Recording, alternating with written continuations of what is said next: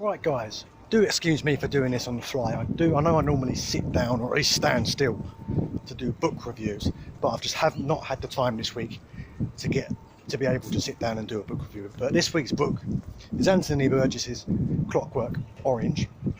It's regarded as a modern classic, as a dystopian classic, and those of you who know me personally, or if you followed the vlog for a very long time or long enough time, you'll know that I do love my dystopia. And this is all about a young man named Alex, who in a dystopian totalitarian society where the government has complete control and society has sort of collapsed, he roams the streets at night, commits unspeakable crimes. He, beats up old ladies and he rapes women and they rob shops and they do all kinds of dastardly things. And without ruining too much of the story, he eventually lands himself in prison and he gets a 14-year sentence.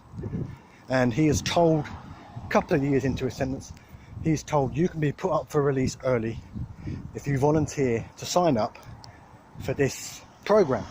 And this program is designed to reform him, to make sure he never commits another crime again.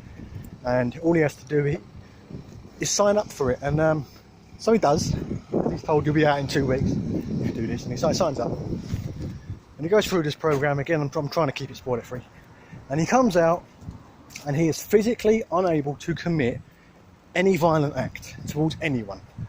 And it's really an examination, this book, of free will and whether it's better to be evil or cruel or bad, whatever words you want to use, by choice, or whether it's better to be forced to be good no matter how much you want to be bad. And it's really a thought-provoking piece. It's really intriguing to look at the themes of this book and think about them. And this book will get you thinking. And Anthony Burgess was a linguist as well as an author. And the book is written partially in a language that he sort of half invented called Nadsat.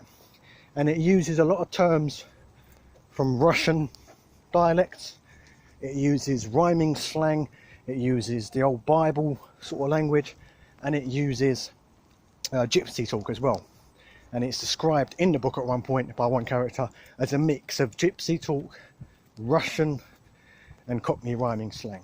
And it does make the book a little bit sort of less accessible than your usual literature. But my advice to anybody who struggles with this is stick with it.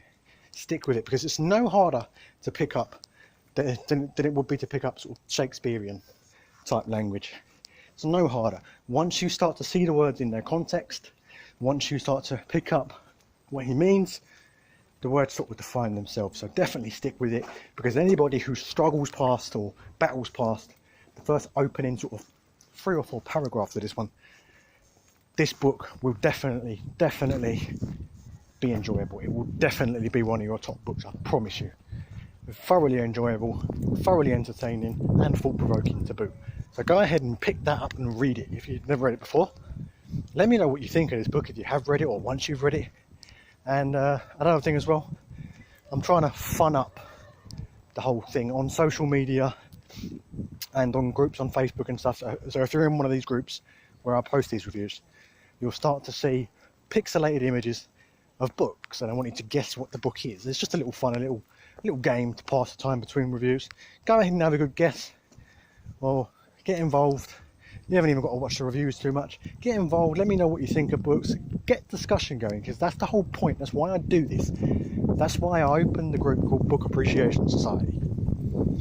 I want to get people talking about books, about literature again, because it's in decline.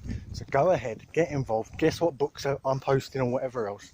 Suggest books, recommend books, discuss books, because no one's doing it anymore.